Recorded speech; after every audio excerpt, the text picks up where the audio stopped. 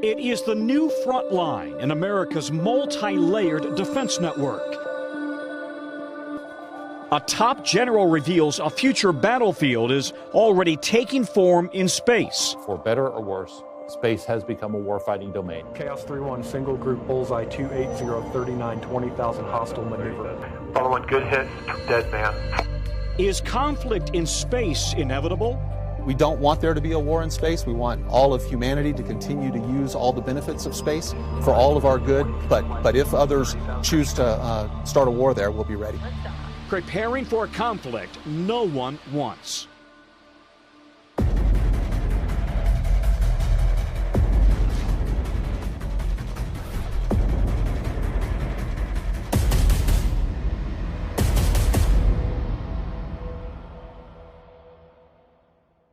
While the U.S. has been rushing military supplies to support Ukrainian forces battling the Russian military, another potential battlefield may be taking shape in space.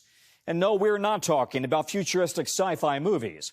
While the very idea of militarizing space is very disturbing to anyone who is intrigued with exploring what lies beyond Earth, Space Force was created because military commanders say America's adversaries are already demonstrating hostile intent in orbit. And in today's digital world connected by satellites, the entire global economy and the U.S. military are very dependent on instant satellite connectivity, something we're seeing firsthand on the battlefield in Ukraine.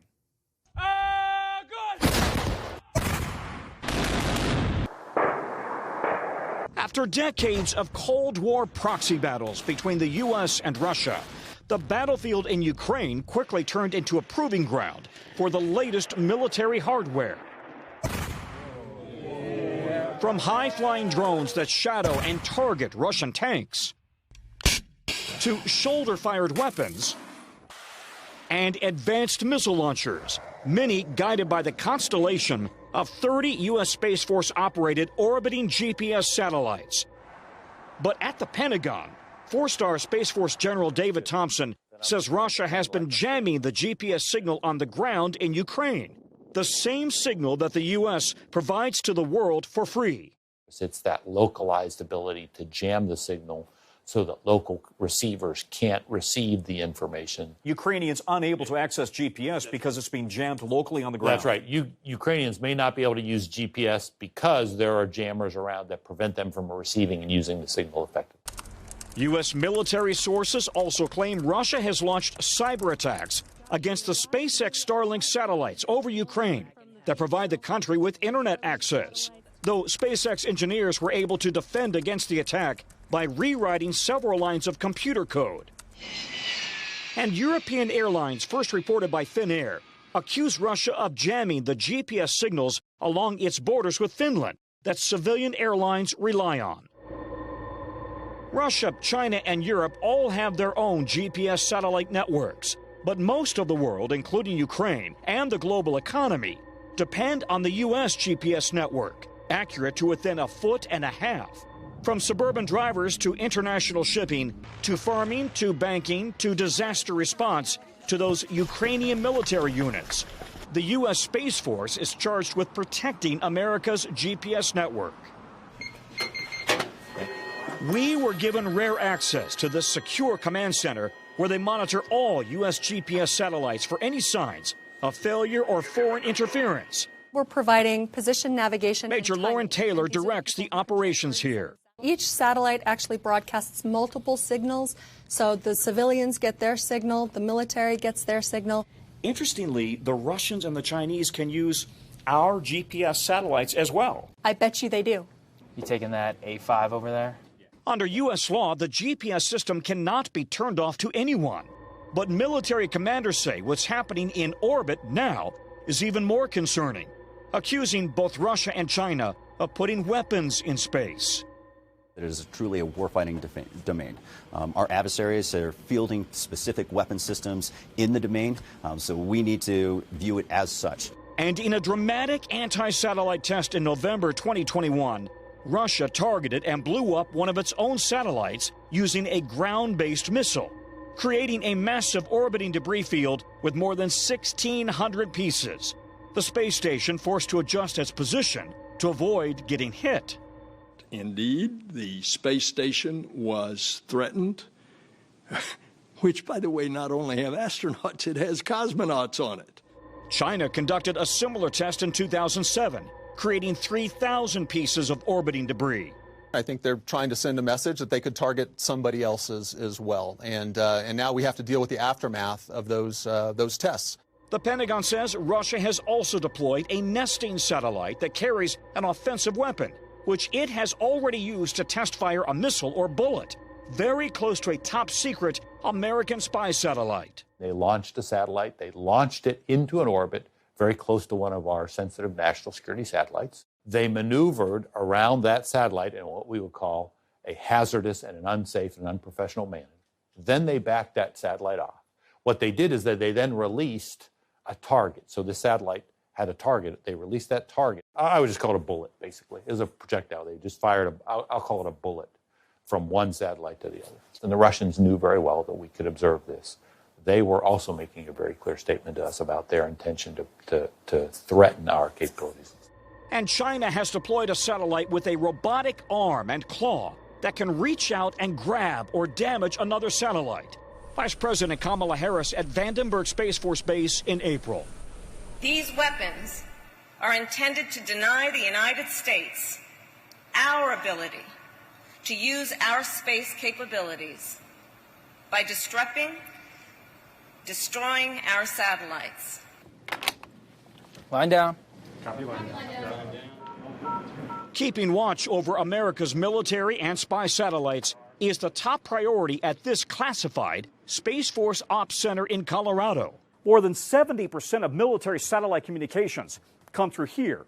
Everything from nuclear command and control orders to presidential communications, down to a Coast Guard cutter, a submarine, even tactical units on the ground. Lieutenant Christine Kovac's job is to keep an eagle eye on those satellites. If they don't have the communications when they need it, things can go seriously wrong. So we're here providing that perfect, reliable communication. How vulnerable are American satellites? The Pentagon says China's space program is now outpacing the U.S. with more than 60 launches in 2022, building a remote robotic post on the far side of the moon invisible to U.S. satellites. And U.S. generals worry Beijing could soon deploy satellites and offensive weapons in the space between the moon and Earth, an area called cislunar, invisible to U.S. satellites. We need to understand both in the lunar space and the space between the Earth and the moon. What are they doing? Why are they doing it? Does it pose a potential threat to our interests? A military spacecraft in a very well designed trajectory can enable space situational awareness. Physicist Camille Lance says a spacecraft in cislunar space could have strategic superiority. Can enable a person or entity to be in a location which you have an advantage. It's a big reason why Space Force has bipartisan support in Congress and a growing budget. We have to remember, we are not weaponizing space. Space has already been weaponized by China and Russia. We have to be able to defend our assets, and we've got to be more aggressive in doing so. In the coming years, the U.S. is preparing to launch a satellite to cislunar to monitor Chinese activity. And commercial satellite operators are expected to add their satellite eyes to the cislunar space domain, hoping to gain the high ground or first mover advantage. All of the activity that's happening on the moon has to go through cislunar space.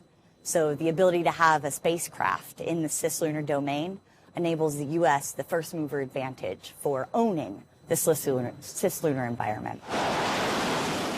On Earth, there are clear rules of the sea laid out over centuries, like this incident in 2020 when a Russian warship threatened to ram a U.S. destroyer in a rare naval standoff in the Sea of Japan. Russia claiming the U.S. was operating illegally in its territorial waters. The U.S. Navy saying the destroyer was operating in international waters. But there are very few rules in space. How do you determine what is a hostile act in space? We're working through that now. We don't have that history like we do in the other domains to build upon. And so as we're encountering these these threatening activities for the first time. It's forcing us to really define these terms. When we come back, the Biden administration says the U.S. will not play by the same rules in space that Russia and China are playing by. Simply put, these tests are dangerous, and we will not conduct them.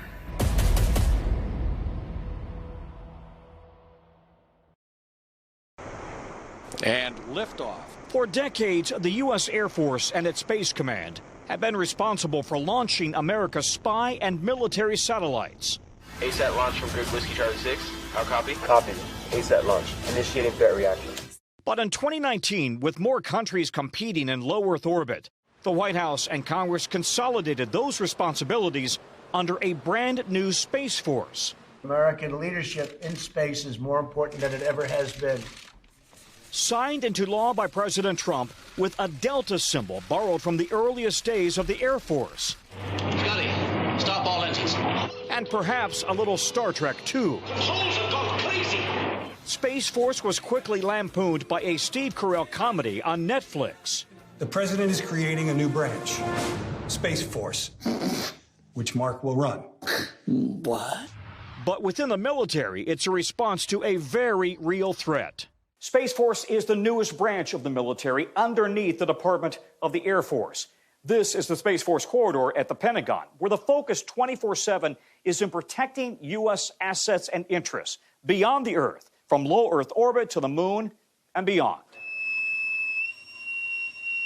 As the Navy has sailors and the Army has soldiers, Space Force has guardians, a force of just 14,000 now, with many of the senior officers holding STEM-related master's degrees and PhDs. So we talk about how the warfighter is impacted by the space environment. The culture, a mix of military and Silicon Valley, more Apple than Air Force, problem-solving high-tech issues orbiting 220 miles above the Earth. We're small, lean, and agile on purpose, and so we don't have the time to wait for something to go through 5-6 layers of communication chain to get to us. And side by side in command centers and classrooms, America's closest allies. We are always stronger together. We will continue to be stronger together. And I think that is always going to be a challenge for any adversary we encounter. Like it or not, the reality is the battlefield is changing from planet Earth to space. This is the view of the Asian Pacific Theater. And the threat matrix in space is very different. It's congested, it's contested, and it's competitive. Just as Russian and U.S. submarines shadow each other in the oceans, a similar game is playing out in space. But how should the U.S. respond with Russia and China testing offensive weapons in space, blowing up their own satellites? In December 2021, astronauts on the space station had to shelter in an escape capsule in case the station was hit by debris from the Russian test. The fear, each exploding satellite could take out another 10 satellites, and each of those another 10, quickly cascading and wiping out the very satellites the world's economies depend on. These tests, to be sure, are reckless, and they are irresponsible. In a major policy announcement in April 2022, Vice President Harris called for a global moratorium on anti-satellite tests. Simply put, these tests are dangerous, and we will not conduct them. No, that was just silly. Republican Mike Rogers is the ranking member on the House Armed Services Committee. China and Russia couldn't care less what our stated policy is with regard to things like that. We need to be working on real policy that provides defensive capabilities to protect our satellites from their offensive endeavors. Space Force commanders say all U.S. satellites, military and commercial, are already targeted by Russia and China, with cyber probes, signal jamming, and laser dazzling. The hope, the more satellites the U.S. puts in orbit, the less effective a single attack would be. I'm of the opinion that as long as the United States continues on its path of owning the space domain and creating technologies that help us to maintain a commercial edge, I don't think a conflict will happen. But military and civilian space experts warn China is now outpacing the U.S. in launches and modernizing its own space capabilities. building a remote robotic post on the far side of the moon, now invisible to U.S. satellites. And China could one day deploy satellites to cislunar, that vast area of space between the moon and Earth. In response, the U.S. is planning to launch its own satellites to monitor both areas. But does the U.S. also have satellite-based weapons? Does the United States have offensive capabilities in space already? Yeah, so I'm not going to talk about what capabilities we may have or not have. I will definitely say that what the Chinese and the Russians have done are irresponsible and frankly do not help in terms of use of the domain. But many in the military and Congress believe it's time to declassify some of America's offensive capabilities in space. I also would like for our adversaries to know what we can do. There are some things that we can do that I think would help chill their enthusiasm for aggression if they knew more about our capabilities.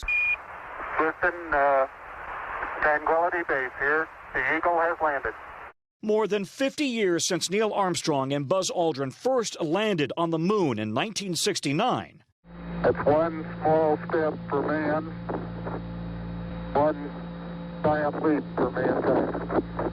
A 1967 treaty signed by 111 countries, including the U.S., is still in effect, encouraging the peaceful exploration of space and prohibiting military bases on the moon or in space, testing nuclear weapons, and conducting military maneuvers. But the UN treaty does not prohibit non-nuclear weapons.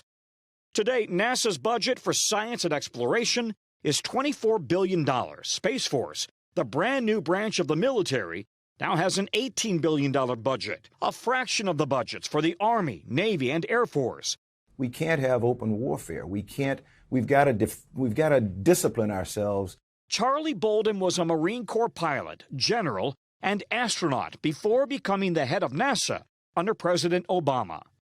So that we don't make this potential warfighting domain a real warfighting domain, or a lot of these dreams that we have about exploration and humanity going to places beyond low Earth orbit, they're never going to become true. Coming up. Ambush 1112, pickup heading 270 detonator. The next generation of Air Force officers switching their focus to space. Threat in the system is showing impact to Los Angeles.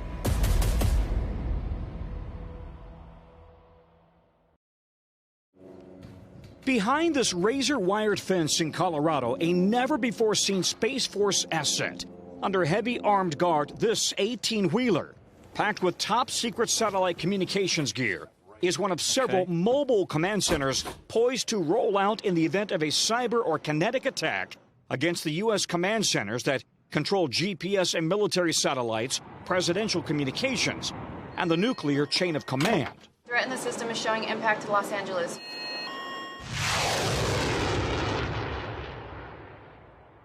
If your building here takes a hit, if you go offline, you roll these trucks. That is absolutely true. And the teams that go out are Space Force Guardians that are trained to drive the truck, operate the system, command and control the satellites, and defend. As you can see right here, these are all Space Force members that are weapons qualified, ready to defend those assets if the need were to arise. 112, pickup heading 270 detonator, Chinese Dragon. Those two are engaging with the target. Guardian, copy. Meanwhile, in a dark simulator room at the nearby Air Force Academy, Following good hits, dead man. America's next generation of fighter pilots is in the cockpit. But the Academy's future officers have a choice to make.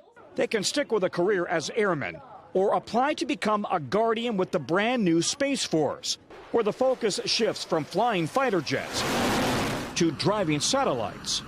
Satellites come in all sizes, from a school bus to a dishwasher to a cooler to the size of a loaf of bread, providing everything from internet access to university experiments, GPS, and military communications. We know this is a major threat. Master Sergeant Bonnie Rushing is one of only 4 NCOs teaching at the Academy. So in here, what we can do is we can spoof, we can jam, we can take offline or degrade all of our space capabilities. Satellites. Satellite, yes, so satellite assets. We can take down their GPS, their communications, their data. Cadets here are building, flying, and maintaining their own satellites in orbit. I fell in love with satellite operations, and that kind of wrote the story for the rest of the way as what I wanted to do with my life. After graduating, senior Courtney Kirkpatrick will head to MIT for a master's degree, then Space Force. They're creating a new culture. Everything's going to be fast-moving, the digital force, as they call it. That was really attractive to me. The Air Force Academy graduated its first Space Force officers in 2020. Are they just built for this? Do they seem to have an innate sense of how to operate in this realm? Oh, absolutely. So what we've seen is we've had to step up our education to keep up with the quality of students that we get. The big challenge now, holding on to that expertise when the private sector pays so much more. Space Force has another mission, too, to identify and track asteroids and meteors that could pose a threat to Earth, potentially intercepting and destroying those threats in space. The kind of interstellar threat portrayed in the movie Don't Look Up. There's a comet headed directly towards Earth. Do you know how many the world is ending meetings we've had over the last 2 years? This comet is what we call a planet killer. I say we sit tight and assess. T-minus 5 minutes. But by its very existence, Space Force creates a public relations dilemma. In the beginning, God created the heaven and the earth. The view of Earth shows no artificial borders, no national territories, only one planet for all of humanity. While the threat posed by Russia and China may be very real, many Americans who grew up idolizing their astronauts and believing deeply in NASA's mission of peaceful exploration find the very talk of a military presence in space to be deeply upsetting. They've got the flag up now, and you can see the stars and stripes. And contrary to the message that Neil Armstrong read, attached to the Apollo 11 lunar lander and still sitting on the moon. Here, men from the planet Earth, first step foot upon the moon, July 1969, AD. It came in peace for all mankind. Sadly, history shows conflict often follows human exploration. In April, Russian cosmonauts on the space station unfolded a replica Soviet-era victory banner during a spacewalk, a not very subtle reminder of the Cold War. The head of the Russian space agency, Dmitry Rogozin, a close Putin ally, threatened to start working with the Chinese on their space station and end Russia's cooperation on the international station. After the U.S. imposed sanctions on high-tech exports to Russia in the wake of the Ukrainian invasion, Rogozin even warned that Moscow could stop providing critical rocket propulsion that keeps the station in orbit, allowing the station to fall back to Earth. To which SpaceX founder Elon Musk replied in a tweet, SpaceX could provide the needed lift. American astronaut Mark Vande Hei was on the station when Rogozin made his threats, but then safely returned to Earth on a Soyuz space capsule. Touchdown. Even with all the kind of crazy stories that were coming down about my ability or inability to return to Earth, I just never took those seriously enough. I knew the people I was flying with. I was very confident in the people that I have relationship with in the Russian space program that I was going to be well taken care of. The head of NASA says he is not concerned. Despite a war going on in Ukraine, I see that professional relationship with astronauts and cosmonauts and the ground teams in the two respective mission controls. I see that continuing. Is military conflict in space inevitable? I would say absolutely not. Absolutely not. We have the ability, just like we do in other domains with other weapon systems, with other activities, we have the ability not to come to conflict in space. I think if we ever allow ourselves to get to the point that we feel we need boots on the moon to protect some assets, to protect an American flag or an Apollo landing site, a historic landmark, we're in trouble. We want the moon to be a peaceful place. We want space to be peaceful. And the concern is now it's becoming a potential battle zone. We do not want there to be war in space. We do not want there to be conflict. We want all of mankind to enjoy its benefits. But if Russia and China or other actors are going to seek to undermine our capabilities in space, we're going to be ready for that. And so that is why we've created a Space Force in the United States Space Command. With war raging in Ukraine and Moscow demonstrating its determination to break the post-World War II order, conflict in space doesn't seem as remote as it once did.